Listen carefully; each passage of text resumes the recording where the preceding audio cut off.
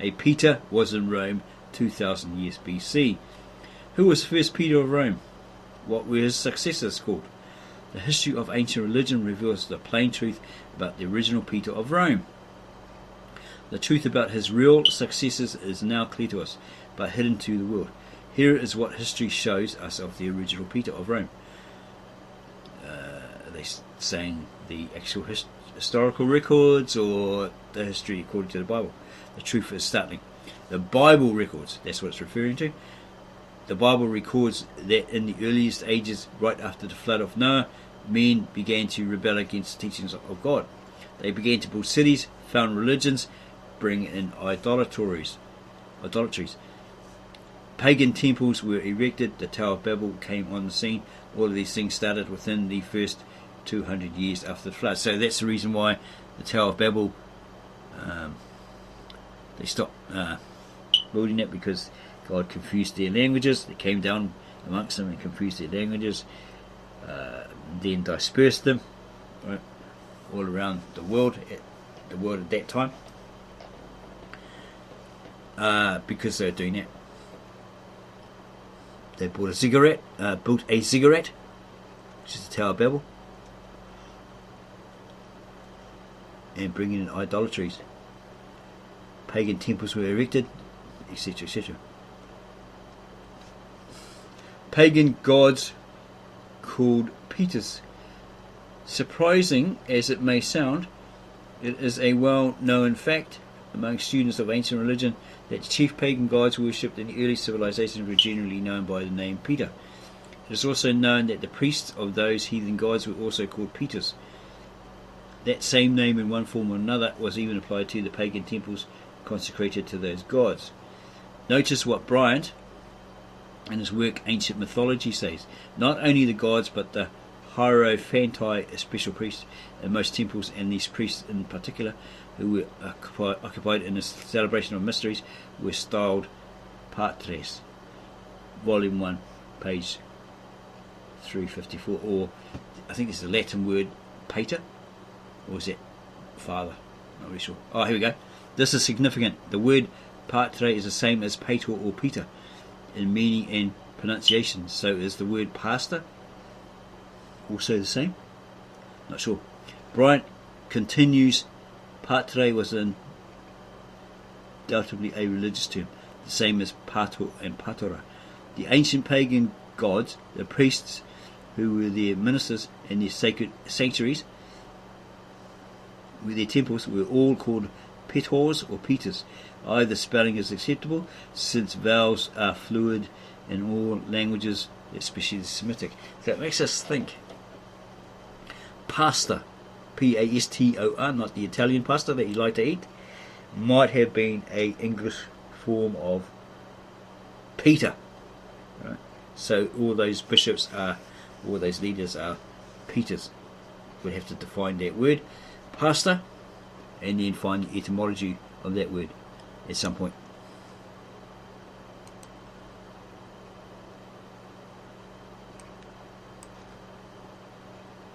This might explain it. The meaning of Peter.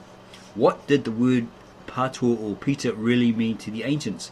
Surprisingly enough, the word is in the Bible. When Moses wrote about the Egyptian priests, he shows they were called Peters, or interpreters of the ancient Egyptian mysteries. Notice Genesis 41:8. Davidson shows in his Hebrew lexicon that the consonantal word PTR, that's possibly, you could refer to that as the trilateral rule, because there was no vowels. PTR, or Peter, signifies to interpret or interpretation. Page 638 of Brown, Driver, Briggs, page 837, and Gesenius, page 877 and page 843. Bryant points out that the term always related to oracle interpretations, or interpretation. Page 308. The pagan priests of the mystery religions were called Pators, or Peters. They had the power to interpret the heathen mysteries. This is further brought out by Bunsen in his hieroglyph, page 545, where he shows that the Egyptians, as the Bible also indicates, called their interpreters or priests Peter.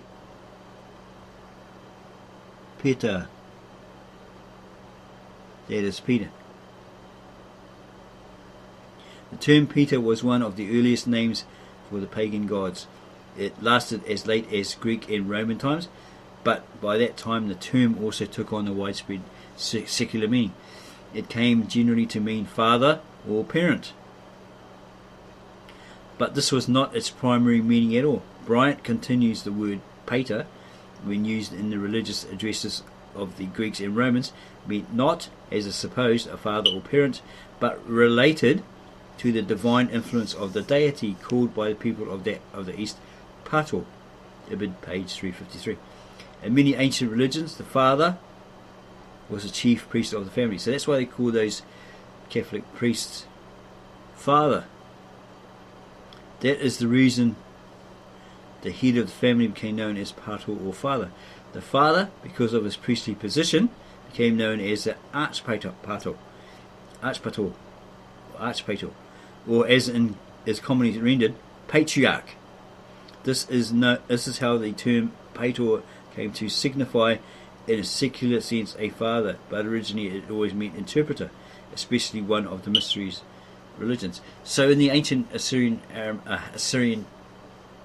Church of the East, they call themselves patriarchs or patriarchates. Okay, but I think they would use it in a sense where they weren't fathers necessarily, they were interpreters. They once had connection to the Roman Catholic Church, so yeah, they could have been using it in that term, father, right, and not so much interpreter, but they split, so they may have a different reason. There might be a reason or two why they call themselves patriarchs. Doesn't mean that they're of the Roman Catholic Church and satanic. Yes, a lot of people may jump to that conclusion from that. Chief pagan gods called Peters. We have clear evidence showing that the ancient Romans called their chief gods Peters, the divine interpreters. The early Roman writer Lucilius mentions Neptune, Liber, Saturn, Mars, Janus, and Cernunnos, all were Peters. See the Lucili fragments. He did not mean they were father gods, he meant that they were gods of Peter rank, the chief gods. Lucilius doesn't exhaust the list. In fact, he leaves out Jupiter, the father of the Roman gods. But it was unnecessary to mention him as Peter, god. Due to his high rank, the title Peter was actually incorporated as a part of his name. He was called Jupiter. Or Jupiter. Looks like it, Jupiter. Gladstone, in his work on the antiquities of Greece, shows that Jupiter and the Greek god Zeus were one and the same. Jupiter was the Roman way of saying Zeus Peter, the chief god of the Greeks. Homer in the Homeric Age, Volume 1, page 287. Peter was a name that came to signify high rank among gods and among their priests. So, in the Aramaic, in the Hebrew, it was called Cephas, or what's the other one? Kephas? Yeah, never referred to as Peter in that sense, or Pater. Greeks used the term Peter. That's probably why you find Peter in your Americanized modern Bible versions. In the English, it'll use the word for that apostle, Peter. The Romans were not the only ones who called their gods Peters. The classical manual reveals that the Greeks used the term Peter, or its variant, as often as did the Romans. Romans possibly borrowed it from, they did loan a lot of words, etc., from the Greeks, Egyptians, etc. For example, Apollo was called Patrius, and as follows: Apollo Patrius, page 23. Pausanias tells us that Artemis and Bacchus were called Patora, that is Peter gods, books 1 and 2. Pindar speaks of Poseidon, Petraios. He says the Thessalians worshipped Neptune under this title. I don't know if that's Pythagorean Ode 4. Not too sure now. In Egypt, the Ammonian priests, who headed one of the chief pagan oracles of ancient Egypt, were called petors, as Bryant also says. The chief instrument, idol, in their hands was styled pietorum. Ibid, page 356. This idol on many occasions took the form of a pole or upright stake. Ibid, page 358. The pagan god Artemis is often pictured standing by a stone pillar, which is called Patra or Peter. Pausanias, Book 1. These pillars and all the phallic symbols like them came to be known as Petras. So, is the land Petra? The sacred Peters. It is still common among the vulgar to refer to the male member by its original religious name, Peter. These phallic Peter stones can be found all over the ancient world.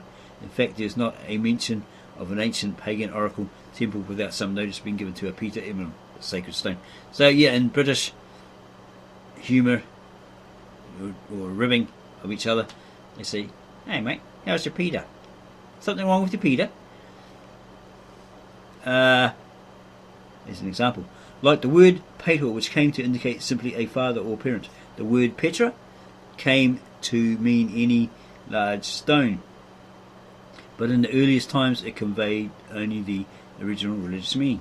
The term Petra came at length to signify any rock or stone and to be in a manner confined to that meaning, but in the first ages it was always taken in a religious sense and related to the shrines of Osiris or the sun, Baal, and to other oracles which were supposed to be exhibited. Bryant, page 359. In other words, the term Petra meant the sacred Peter stone, a stone usually phallic in design. So I wonder if that's the one like you see on that's a Russell Crowe movie, Gladiator. In the background, it actually looks like a phallic symbol. The menhirs or the steles, the monuments that you see all over in America, the Egyptian symbols, all phallic. Yeah, the Romans had like very, very different kind of phallic looking menhir or stele. And the Egyptians had a very different one, a pointy one. Yeah, whereas we're here in New Zealand, we have a hill called One Tree Hill, and on top of that, there was actually two of them. These Egyptian style menhir phallic symbols, supposedly put there by the Freemasonics on an old Maori pa area. Right, pa's long gone, but yeah, that's one of our sites. If you ever come to New Zealand, you can go to One Tree Hill, and someone tried to it's got a tree on it as well, protected because somebody tried to go up there and cut that tree down. They'd cut the other one down. There used to be two apparently, and somebody got up there with an axe and cut one down in protest against it being a monument or tribute to one politician who was quite ruthless or something like that. Yeah, that's made mention of in the U2 song One, because the young Maori guy that was a roadie for them died. Yeah, have a look at that song, listen to that song One Tree Hill by U2.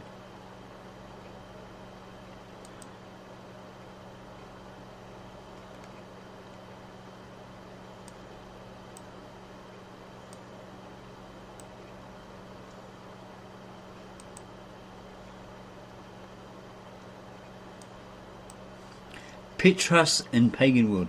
Notice some references to these sacred pictures found throughout the pagan world. At the temple of Delphi in Greece, the chief objects in the ritual was a Petra. Pausanias, Book 10. At the Acropolis in Athens, Euripides tells us the niches which held the idols were called the Petrae. Verse 935. It is well known that even the sacred book which was used in the celebration of the Eleusinian Mysteries, was entitled Book Petroma, Peter Roma, Peter's Book, see Potter's Antiquities, Volume 1, page 356. Remember that the pagan temples were also called after the Peters. The temple at Elis in Greece was called Petron, Lycophron, verse 159. Pytho at Delphi was called Petraeus, Olympia Ode 6. The oracle temple dedicated to Apollo in Asia Minor was called the Patara, and the oracle there was called Patarus. Us means person. Or is that Eus? Means person who won. Lempriera's Classical Dictionary, page 438. Also, Patrai, an ancient town where Diana had a temple, not Lady Diana from England, but this ancient goddess. Diana had a temple, page 438, and the oracle in Achaia was called Patra, Jones' Proper Names of the Old Testament, page 296. Examples are too numerous to mention, but this should be enough to show that the name Peter, or its variants, figured very high in every phase of pagan worship. These Peter stones and temples were found all over the ancient world. There is in the history of every oracular temple some legend about a stone, some reference to the words Petra, right, page 362. Eleusinian. Don't know why it's got that down the bottom there. Origin of ancient Peter worship. Peter worship can be traced directly back to Mesopotamia. It was there that idolatry had its beginning. There is where the Tower of Babel was erected. Tower of Babel was erected in Mesopotamia. Sumer, Shinar. That was of Assyria. Yeah, it's a desert region in Assyria that these all men met in one place, right, and built this tower. Yeah, okay, that's right. In Numbers 23, 22, 4, 5, we read that the false prophet Balaam, is it the one that had a donkey that talked or something? Not really sure. False prophet Balaam was called to prophesy against Israel. Further in Deuteronomy 23:4, we read that this Balaam had been called from Pethor of Mesopotamia, that is from the Peter of Mesopotamia. This Pethor or Peter, either spelling is correct, was the placer of an oracle temple. In the Dictionary of Proper Names of the Old Testament, edited by A. Jones, we find that Balaam's Pethor was the sacred high place where there was an oracular temple, and hence called Pethor and Pethora, which meant placer of interpretation or oracular temple.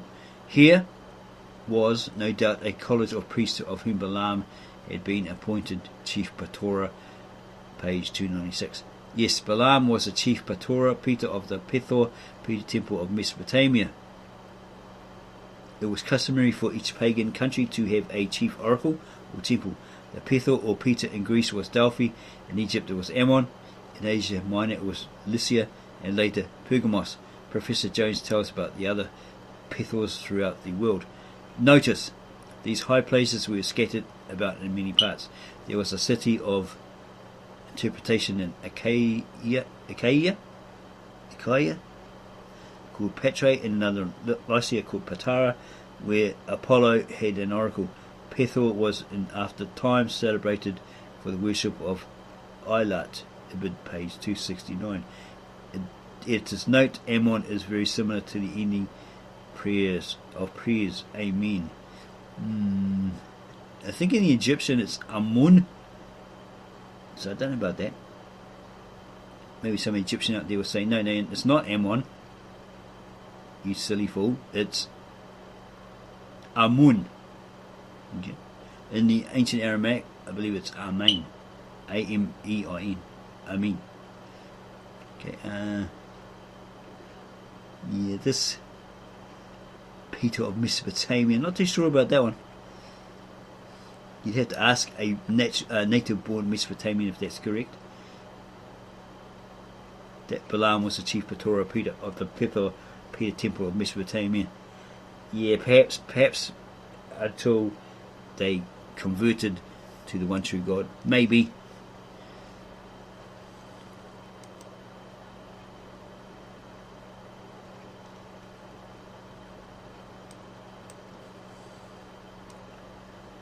Balaam, Chief Peter. Balaam, Chief Peter. But Balaam came from Pethor on the Euphrates, the oracle of Mesopotamia.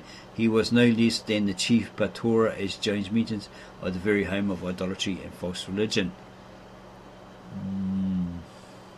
As we said, they may have been of a false religion until a point, but they may have had a Jonah or Ninevite religion based on what Jonah told the king, who wrote it down on clay tablets when they converted to the one true God. So it's sort of like 50-50 on that one.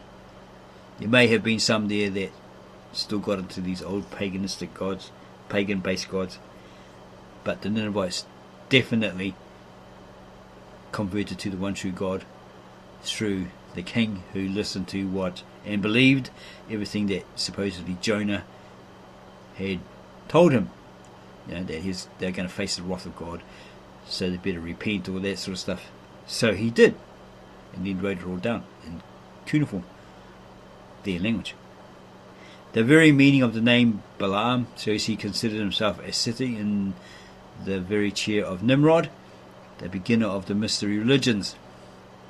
The name Balaam means in Semitic tongues conqueror of the people. This was the exact proper name the Greeks used to designate Nimrod. They called him Nikolaos, which also meant conqueror of the people. Nikolaos. In the New Testament we read of people following the doctrines of Nikolaos, Nimrod. They were called Nicolaitans, or Nicolaitans.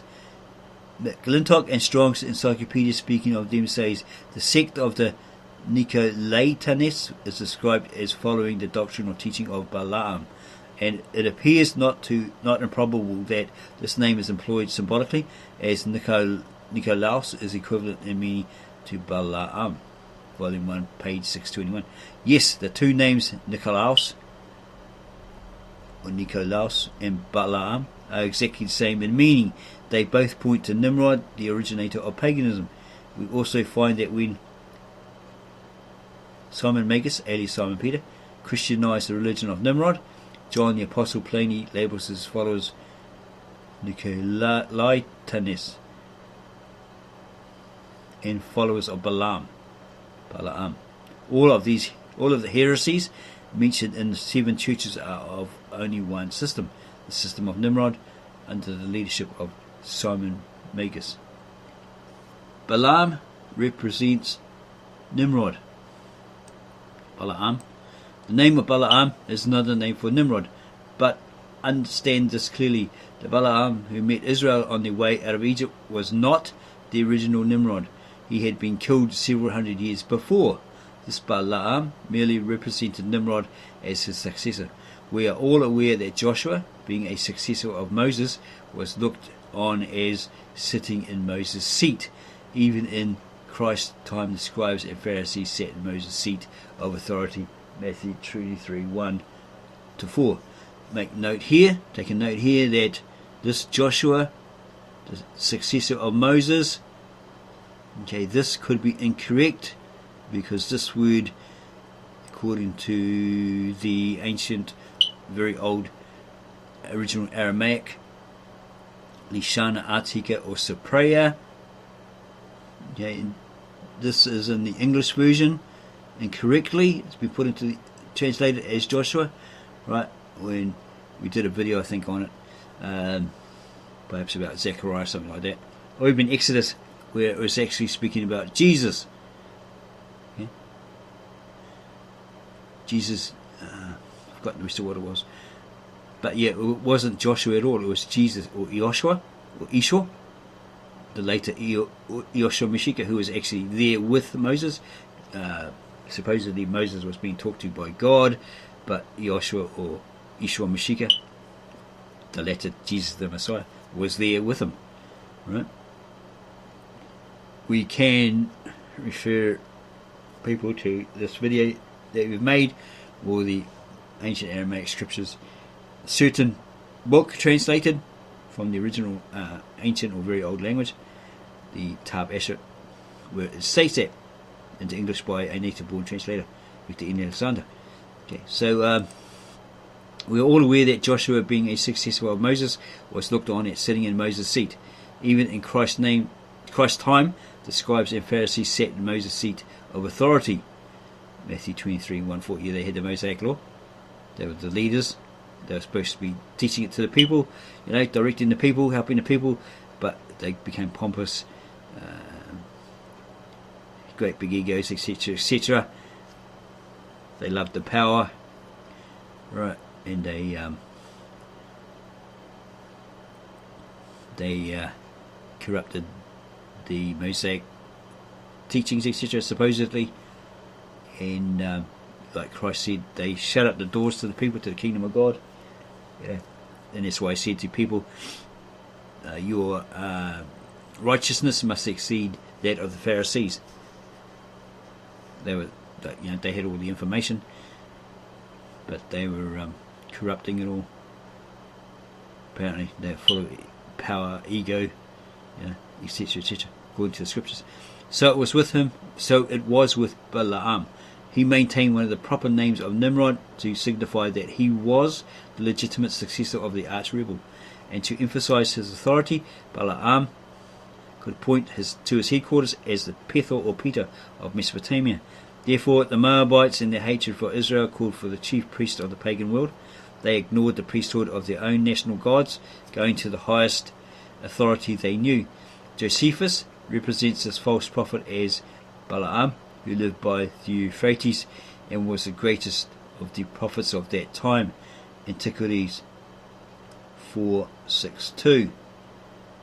Balaam was the successor of Nimrod, the Pontifex Maximus of the pagan world. His headquarters was the Peter on the Euphrates, the Saint Peter's of Mesopotamia, the chief oracle of paganism. This is a shocking revelation, but one which stands a test of the Bible and ancient religious history. Well, we'll have to have a look at the ancient original church of the East and their history to see what they have to say about that.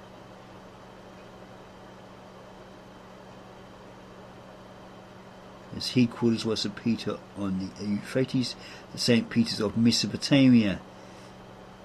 Because there's a lot of hatred for the Assyrian Church of the East and the people, the Assyrian Christians. They've been persecuted for 18 centuries and went through all this harassment, be called heretics, massacred, slaughtered, treated inhumanely, and martyred by different nations. So not 100% agreeing with this. Maybe not.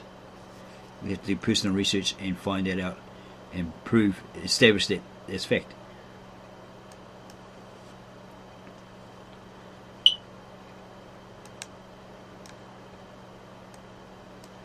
Peter gods come to Rome.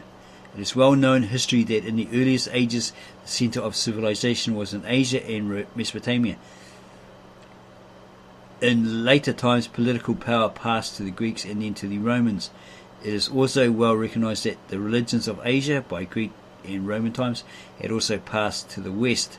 By the 1st century, the mystery religions of the Babylonians were centered primarily in Rome. By that time, Rome had become the chief city of the world. And that's why I find in Revelations the of Babylon, mystery Babylon, that's what it's referring to. This false church that arose, this religion, etc., from the Babylonians. The mystery religions of the Babylonians, centered primarily in Rome. Early records mention this transference of pagan religion from Asia right to the city of Rome. 1st century book by Virgil, the Aeneid, in imperial times became a type of Roman Bible. It gives the story of one Aeneas who wandered away from Asia right after the Trojan War and settled in Italy. The main theme of the book concerns the so-called sacred task of Aeneas, bringing the pagan gods of Asia to Italy. Virgil spares no words in glorifying Aeneas' journey. He shows how Aeneas brought the Romans organised religion, with all the pagan gods and the goddesses necessary for performing it. And most important, Virgil constantly says that these deities were the patri of Asia. See the classical manual, page 592, for full information confirming this. These gods and goddesses were the Peter deities, the chief deities which were destined to favour Rome and Italy above all other countries, because that Peter, that phallic symbol, was a symbol of power, male dominance. Asia had been the original home of the Peter gods. Through Virgil, we find them being transported to the doorstep of Rome, and why not? By the 1st century, Rome was considered the home of the gods. Prudentius, an ancient Roman himself, says that there wasn't a single pagan deity that did not, in the end, find its headquarters at Rome. Notice what he says: there came to be one single home for all earthborn gods, and you may count as many temples of gods at Rome as tombs of heroes in all the world. Symmachus 189 to 197. It could hardly be clearer. By imperial times, Rome became the headquarters of pagan religion. It was the chief oracle of the world, the Peter for the earth. Reminds us of Revelations, where it says it became the dwelling place of evil birds, wicked birds, demons, devils, etc., and practices, devilish practices apparently. The chief gods of Rome, Jupiter. There were two gods of ancient Rome which were preeminently worshipped as Peter gods. One was Jupiter, Zeus Peter. The other, says the classical manual, was Janus, called Pater or Peter. See page 389. Sometimes these two gods are confused, but they are to be reckoned as distinct relative to Roman paganism of the 1st century. The latter god, Janus Peter, had some interesting roles to play in the pagan religion at Rome. These roles answer the question, who was the original Peter of Rome? Notice the brief history and some of the activities of this god. Plutarch, in his Life of Numa, gives us the identity of Janus. Originally, according to Plutarch, Janus was an ancient prince who reigned in the infancy of the world. He brought men from a rude and savage life to a mild and rational system. He was the first to build cities and the first to establish government over men. After his death, he was deified. There can be no mistaking who this Janus was. This title was just another of the many names of Nimrod. This ancient prince, who was violently killed, was later deified by the pagan religions. Because of his high authority, he was called a Pater or Peter. Here are some of the religious activities of which Janus Peter was in charge. It was Janus Peter who was preeminent in interpreting the times, especially prophecy. The past and future was always present in his mind. Classical manual, page 388 and 389. He was pictured as being double-faced. Plutarch said this was a symbol of his endeavour to change men from barbarism to civilization. That is, bring them to the civilization of Nimrod. One of Janus' roles after his dedication as a god was the continuation of the sacred task of civilizing men. But let us go a little farther. Janus Peter had keys. The Peter god Janus was, to the ancient Roman, the keeper of the gates of heaven and earth. He is represented with a key in one hand as emblematic of his presiding over gates and highways. How shocking! The pagan Romans were calling the Janus a Peter hundreds of years before the birth of the Apostle Peter. It was this Janus who was in charge of the pearly gates. The very word Janus means gates, that is, the one in charge of the gates. The classical manual continues. Ovid speaks of him, Janus, in the first book of Fasti. His face is doubled to denote his equal empire over the heavens and the earth. Does not the Pope claim the same power today? And that all things are open and shut to him at his will. He was infallible and answered to no one for his actions. So the Pope. That he governs the universe, Catholicum, and alone possesses the power of making the world revolve on its axis. That he presides over the gates of heaven. That sounds familiar. In your English Bible versions.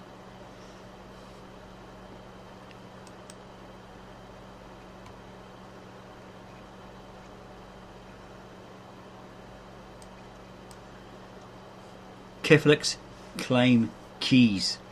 The Catholic Church claims Peter gave to it the keys of the gates of heaven, and that no one will enter into God's presence unless that church opens the gates. Do they? The very word cardinal means hinge.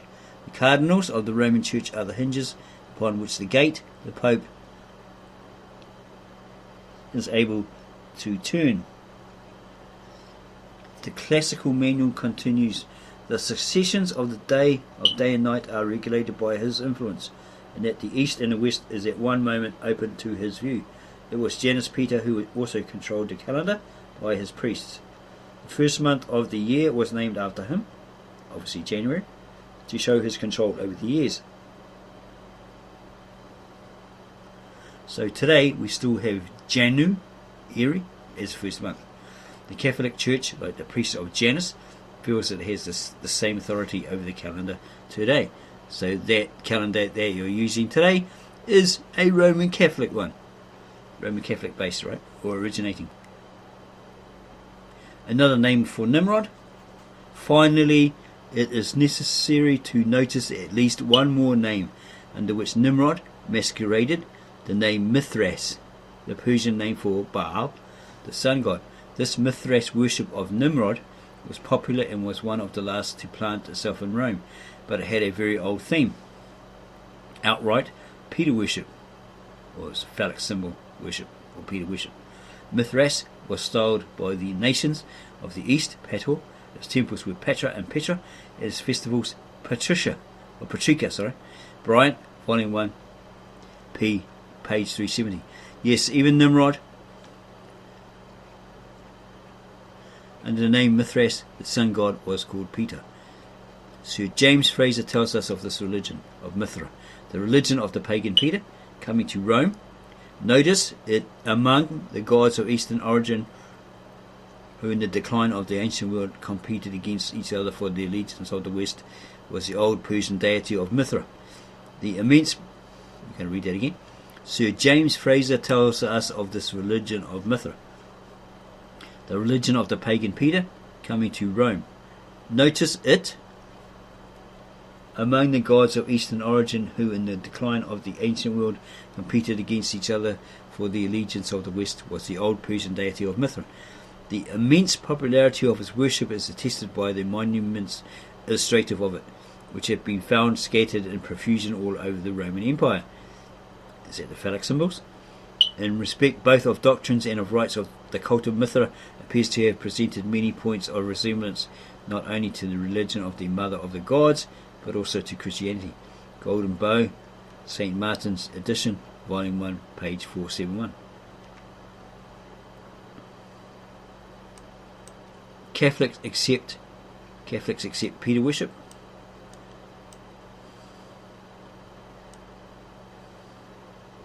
What he means is that the Christianity of the 3rd and 4th centuries had already by that time inherited so much from pagan beliefs that this Peter religion, coming from the East, found many similarities with Roman Christianity.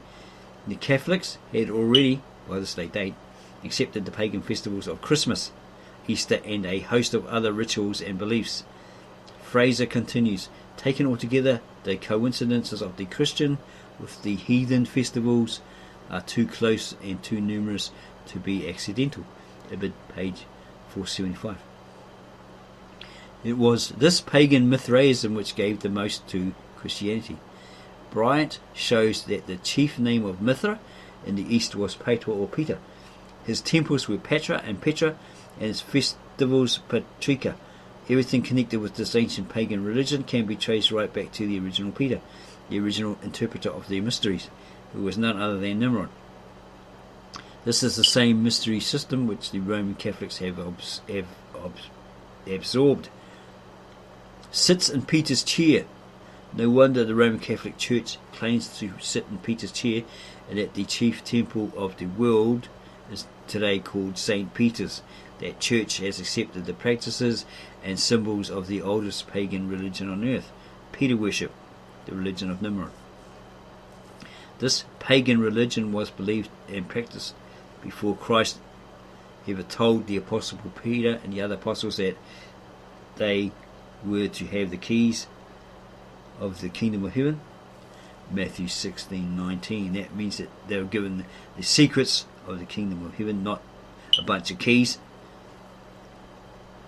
The keys into the mystery of the kingdom of heaven. What the parables were all about. Some heard it, they had ears but heard it but didn't hear it, etc. Blind to it.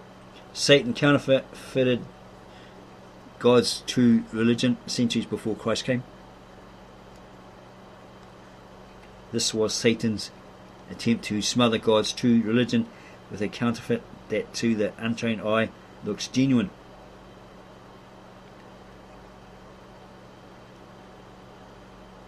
He did this principally through Simon Magus, Pater, who amalgamated all the pagan religions into one universal religion and called the system Christianity. The Bible tells us to come completely out of this false religion, out of this false religious system, masquerading under the name of Christianity. We are to get back to the faith once delivered to the saints. We can thank God for His goodness in giving to His church the truth, and that church would be, in our eyes, the original Assyrian Apostolic Orthodox Catholicos Church of the East, founded by Thomas, the original disciple, Thomas Thaddeus, or Addai, Bartholomew, and Peter. Okay, so that's what the mystery of the real truth is trying to get people back to, is the original apostolic faith, and revealing this truth of that church and what they've been through and endured over the 18 centuries, where they were persecuted, massacred, slaughtered, etc., and then martyred. Okay, the true church of God. Yeah, Revelations is tells you that get out of that church, come out of her, my people, before you share in her plagues, because there's going to come a time when she's going to be totally destroyed by her enemy that hates her. Right, she will be no more. Where she sits, that she'll be completely gone. Her trade will be totally useless. She won't be seen anymore. The says thrown into the sea, right, which means basically annihilated by this one particular enemy that really hates her, and is given the power by God to destroy her. It's a wrath of God for all that she'd done over the centuries to the saints, the church, etc.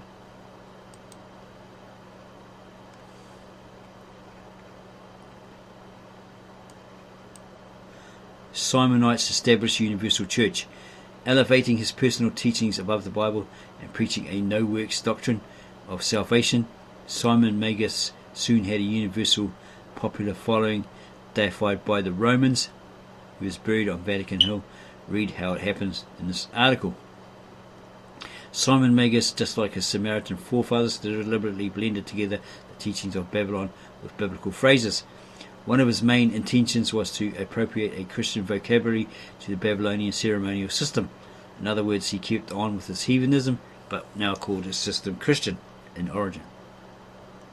Let's go on.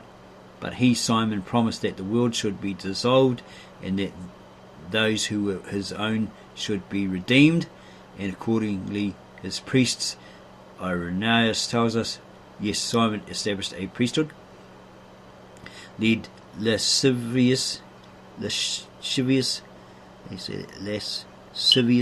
lives, used magic and incantations, made philtres, not too sure what that is, had familiar spirits, by whose aid they were able to trouble with dreams those whom they had images of Simon and Helen in the forms respectively of Jupiter and Minerva. Dictionary of Christian Biography 1 and 4, page 683. Simon honoured as Jupiter. People who had demonic powers as Simon did were honoured as gods in the first century. Even sacrifices were offered to them. Does this seem unlikely? Then read Acts 14:11-13. After seeing the great miracles that Paul and Barnabas had done through the Holy Spirit, Luke says, when the people saw what Paul had done, they lifted up their voices, saying in the speech of Lycaonia, the gods are come down to us in the likeness of men. And they called Barnabas Jupiter and Paul Mercury. Then the priest of Jupiter came out to offer them sacrifice. Paul and Barnabas rent their clothes, or tore their clothes, at such action. They pull their robe apart, pull their chest hair, or whatever they do, beards and stuff, at such action. What would Simon Magus have done? Or rather, what did Simon Magus do? He let the Roman Senate, with the approval of the Emperor Claudius, deify him as a god, and erect a statue to him. And the people who followed Simon called him Jupiter, at the same time calling themselves Christians. The statue that must have been dedicated to Simon was in the likeness of the chief god of the pagan world, the god that desolated the holy place in God's temple, Jupiter Capitolinus.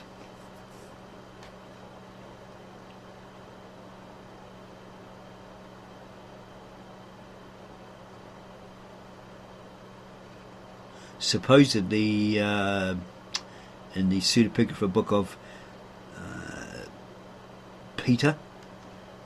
Peter comes across Simon Magus, who claimed that he could fly, he had magical powers, etc., etc., and he could fly, and he actually flew, because Peter egged him on. Come on, man, fly, show us, come on.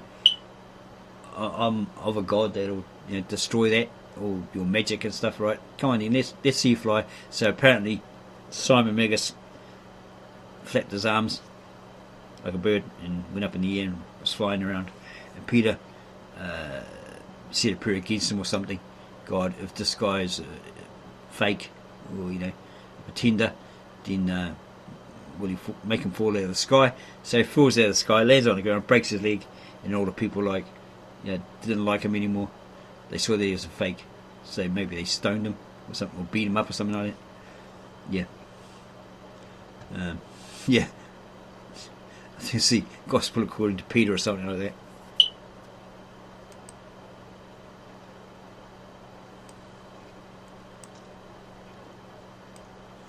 The death of Simon Magus. The records regarding Simon's death vary widely. Many of the stories try to incorporate some fiction from the Greek and Egyptian myths to enhance the reader's interest in their fascinating character. But the earliest records say that he was buried in Rome after a long period of great honour and deification. It is not clearly known where Simon Magus, or alias Simon Peter or Simon Jupiter, was buried, but this much is known. The place of burial for all prophets and holy men of the Romans was in the sacred cemetery of Vatican Hill. This much is certain. Notice what Werner Keller is in the Bible as history says about the so-called burial of the Catholic's Peter. Before reading Keller's statement, let us remember that he is a thoroughgoing Catholic and firmly himself believed that the Apostle Peter was buried in Rome. However, the Bible shows nothing of the kind. Now let's read Keller's comments, the official comment of the Roman Catholic Church. On the night of his death on the cross, Peter's followers buried his body. Remember, he was supposed to be martyred upside down, rechristened to be buried upside down, sacrificed upside down, killed upside down, because he felt he wasn't worthy to be crucified upright. He wasn't worthy. Jesus was higher than him, etc., etc. And there's no way he should be crucified as he was, upright. On the night of his death on the cross, Peter's followers buried his body. As in the case of Jesus on the hill of Calvary, it was wrapped in linen and secretly taken to a pagan burial ground on the Via Cornelia, behind the stone structure of the arena. This pagan cemetery lay on a knoll called Vaticanus. The Latin word vetus means a prophet or soothsayer.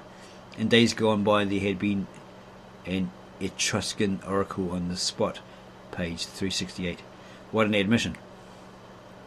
Keller ought to have better sense to know that this Peter buried in this cemetery of all places could not be the Apostle Peter. In the first place, Peter was a Jew. Well, he was a Galilean, but he came under the Jewish law, the kosher, etc., etc. So yeah, he was a practicing Jew. And they had to be buried in their own cemeteries. And even if by a happen chance a Jew could be buried in a Roman cemetery, it is most unlikely that a Jew, especially one who attacked the Roman religion as the Apostle Peter did, would ever have been allowed into the most holy of pagan cemeteries. This cemetery was reserved for prophets, soothsayers, and the great ones of pagan Rome. It would be as sensible to say that Hitler could find a place of burial in Westminster Abbey. And two, can you imagine true Christians searching out a pagan cemetery? The chief one in which to bury the chief Christian apostle, the inveterate enemy of paganism. Here in New Zealand we have a cemetery. It was found through a group of friends that were in a punk band who wanted to carry a coffin up the stairs of a social welfare, social security building for their music video, and one of them, Stuart, I think, was telling me that they had the blueprints of a certain cemetery in Auckland. It's not the Waikumete, it's this other one where they held these speedway car events. It might be Waikareka Park in Auckland. It's a very segregated graveyard. Like you had the Roman Catholic plot, then you had the Jewish plot, because the Roman Catholics didn't want their remains, because what happens is like a little juice track that all runs down, right? They didn't want a Jew's remains running into the Catholic plot, right? And then obviously other ones are segregated somewhere else, that are non-Catholic or whatever, or non-Jewish. Yeah, it's a very segregated graveyard, right next to where they have the speedway motor car events. That's quite mind-blowing. This place of all places could not be the place of the Apostle Peter's burial, even if he had been in Rome. Yeah, they wouldn't bury him in a Catholic grave plot if he was Jewish, right? This place of all places could not be the place of the Apostle Peter's burial, even if he had been in Rome. If he was anti them, then they wouldn't put him there, would they? Logic and common sense. But there is really no better place for the burial of Simon Magus. He had been and was being honoured as a god, not only by the people of Rome, but even by the emperor and the senate.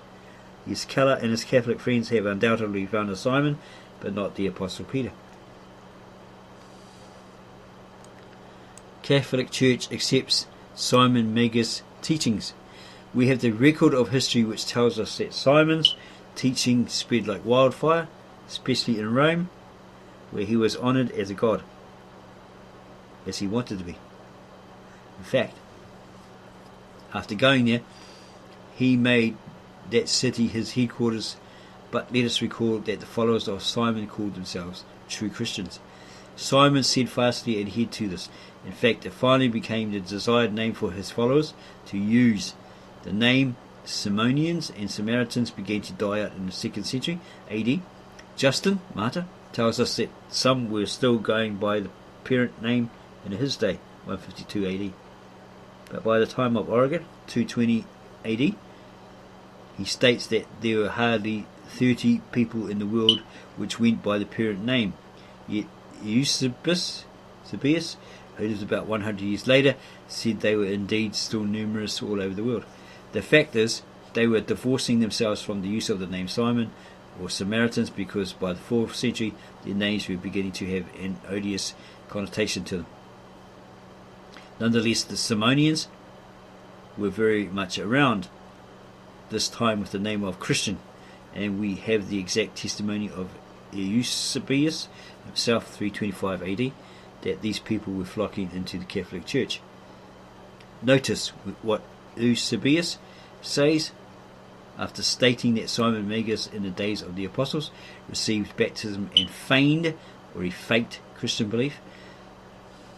And what is more surprising, the same thing is done even to this day by those who follow his most impure heresy, for they, after the manner of the forefather, slipping into the church like a pestilential and leprous disease, greatly afflict those, a great number of peoples, into whom they are able to infuse the deadly and terrible poison concealed in themselves. Ecclesiastical History 2, chapter 1, section 12. This is amazing testimony, for Eusebius is telling us that these people were now Christians, and that they were corrupting the entire church as a pestilential disease which hits the whole body. Eusebius later maintains that the chief troublemakers were being expelled from the Catholic Church, but how could they expel all of them? Almost the whole church by this time was affected. It is not to be supposed that all of the early heretical sects were direct branches of the Simon Magus religion. By the end of the 1st century, there were at least 50 minor sects. The Simon Magus group represented several of those sects, but not all of them. The truth is, the Simonians, whose headquarters were at Rome, finally absorbed all these minor sects by the 5th century.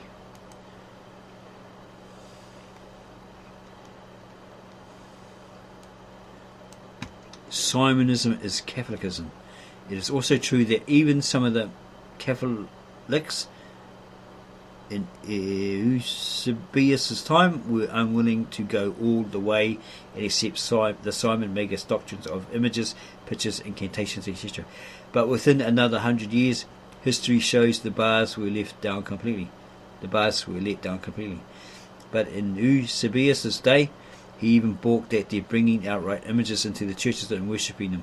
Notice what he finally says of these Christians of Simon. Simon was the author of all heresy. From his time down to the present, those who have followed his heresy have feigned or faked the sober philosophy of the Christians, which is celebrated among all on account of its purity of life.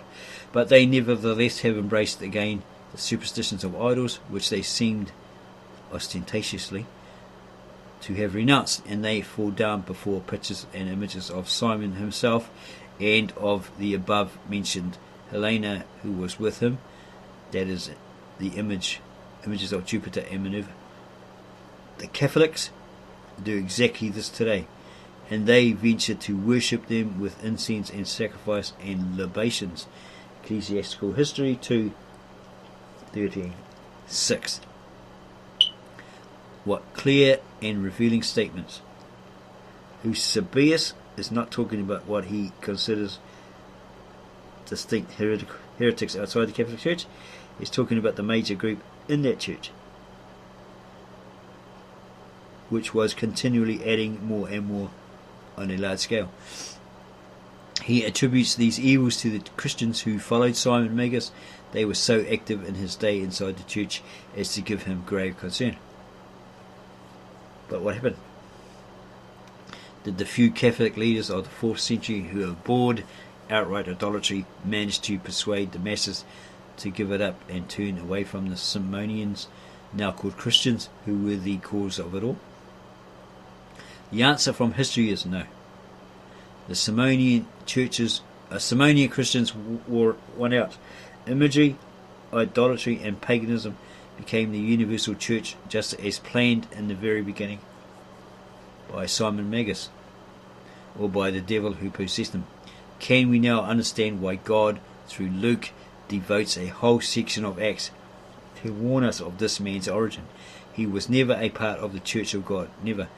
But he and his followers from clear history have succeeded in bringing in their universal religion, a pagan blend called Christian. While the book of Acts gives us the key, which shows the beginnings of the false religious system under Simon Magus, it does not describe its activities in any great detail. The Acts, however, perform its purpose in exposing who started the whole mess.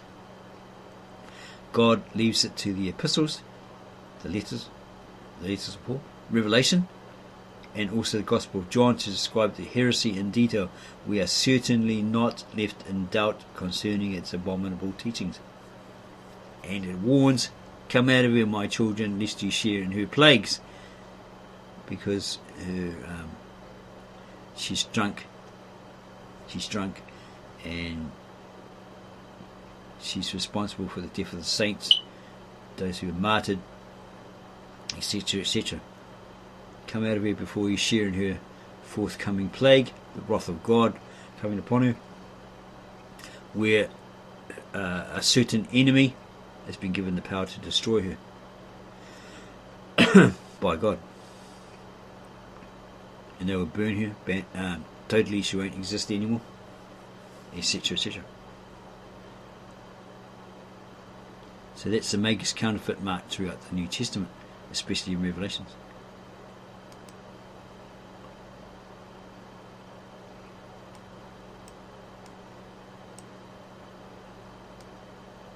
The chief books of Expose. There is hardly an epistle that does not mention the religion of Simon Magus. Even the scholars who have studied church history have clearly seen that almost all of the references in the New Testament epistles exposing the errors in the first age of the church are directed exclusively to Simon Magus or his immediate followers. Schaff's History of the Church says the following about Simon Magus and his doctrines. Plain traces of this error appear in the later epistles of Paul, to the Colossians, to Timothy, and to Titus, the second epistle of Peter, the first two epistles of John, the epistle of Jude, and the messages of the Apocalypse to the seven churches. This heresy in the 2nd century spread over the whole church, east and west, in the various schools of Gnosticism, Apostolic Christianity, Volume 2, page 556. But to single out the one apostle who seems to have made the most deliberate and planned attack on the false Christianity of Simon Magus, we must look to John. Take his Gospel, for instance. While he records the history of Christ's ministry, he has an entirely different approach to the subject than the other three. John wrote late. Times had changed. John knew that the teachings of Christ were being corrupted by a well-known plot to destroy the truth.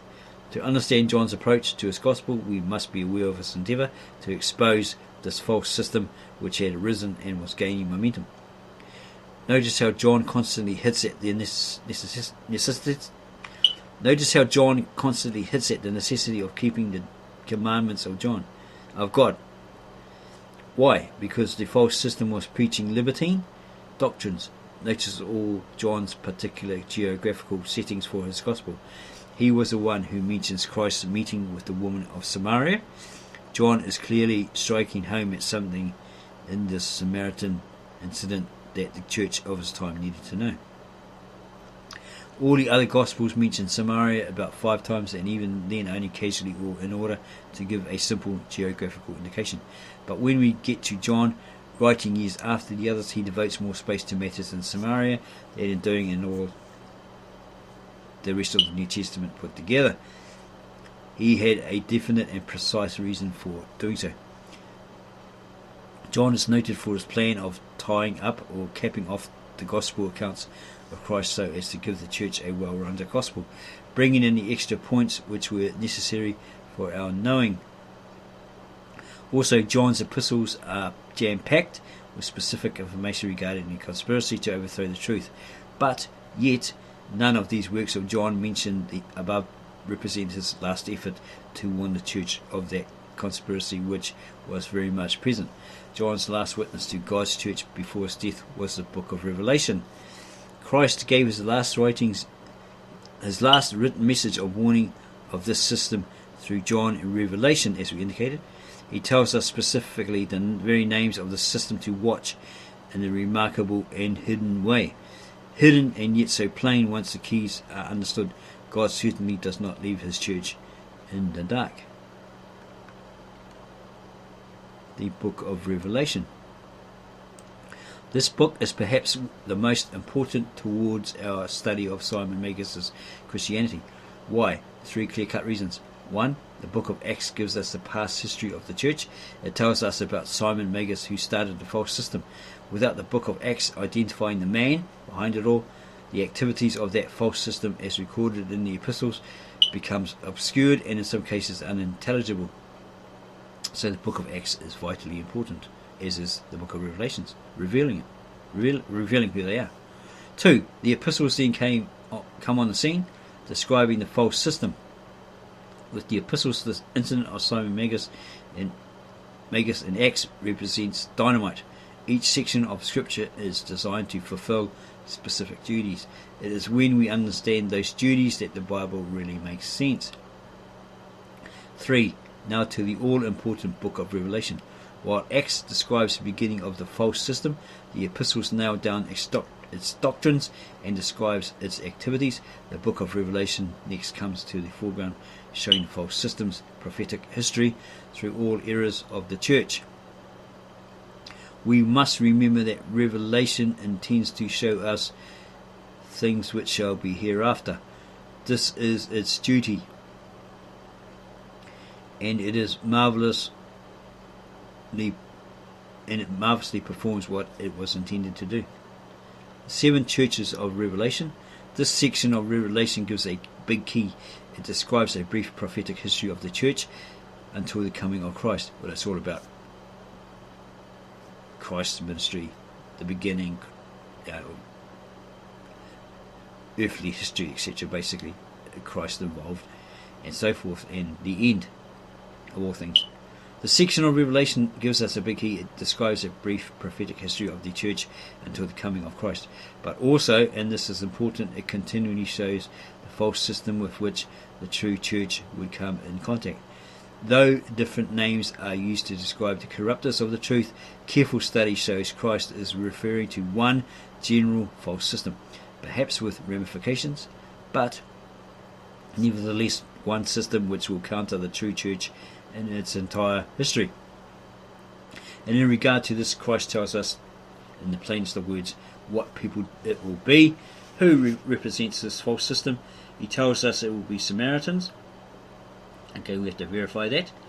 That is, it will be Samaritans, alias Christians, or plainly the followers of Simon Magus. Christ gives us double witness of this identification in a most remarkable way. What he tells us in Acts of Simon Magus being the beginning of the diabolical scheme, he reinforces by telling us in Revelation that Simon's followers will make up the false system until Christ returns to this earth. Remember that Dr. Schaff, speaking of Simon Magus, says that plain traces of this era appear in the messages of the Apocalypse to the 7 churches. But before seeing these clear references, this author states he must say that the material to follow would have been in the past classified as absurd in the extreme, but recent discoveries put a whole new complexion on the matter. Let us see.